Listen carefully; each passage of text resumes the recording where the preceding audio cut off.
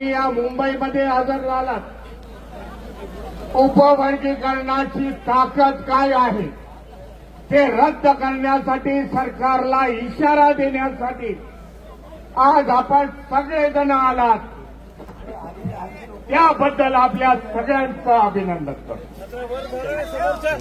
बाबा, ताकद काय आहे सरकार येथील मनुवादी संघटनेला आपण आपल्या मोर्चाच्या माध्यमातून आज दाखवून दिलेला हे उपकरणीकरणाचा घाट घालण्यात आलेला जो आमची मागणी नव्हती, मातंग समाजाची देखील मागणी नव्हती,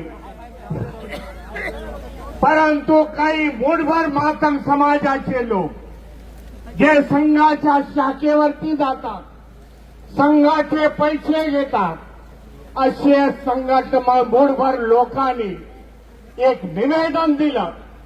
त्या निवेदनाच्या आधारे आज हा उपवर्गीकरणाचा घाट या महाराष्ट्रामध्ये घातलेला. दुसऱ्या राज्यामध्ये काय झालं हे मी जाणत नाही, परंतु या महाराष्ट्रामध्ये मी घडून देणार नाही. आपण सगळे घडून देणार नाही, कारण 59 जाती आम्ही एकत्र आहोत. 59 जातीची वज्रमूठ आमच्या बरोबर आहे. एक प्रतिज्ञा इथे करायला पाहिजे, येणाऱ्या काळामध्ये ही वज्रमूठ अशीच असायला पाहिजे.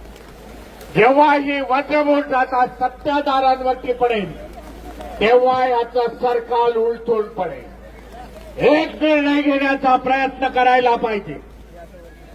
59 जातीच्या लोकांनी येणाऱ्या काळामध्ये बीजेपीचा कोणी असेल त्याला माझं मत जाणार नाही, हे तुम्ही निक्षून त्यांना सांगण्याचा प्रयत्न करायला पाहिजे. बाबा, सत्ता हातामध्ये घ्या. किती दिवस आज मोर्चे वगैरे काढणार? त्यांनी एक वटहुकूम काढला आणि आम्हाला काम धंद्याला लावलेला.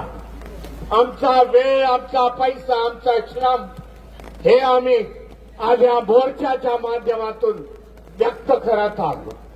परंतु ह्याच्या पुढे आमची लढाई हे सत्तेची लढाई असणार, हे देखील आज तुम्ही लोकांनी ठरवायला पाहिजे.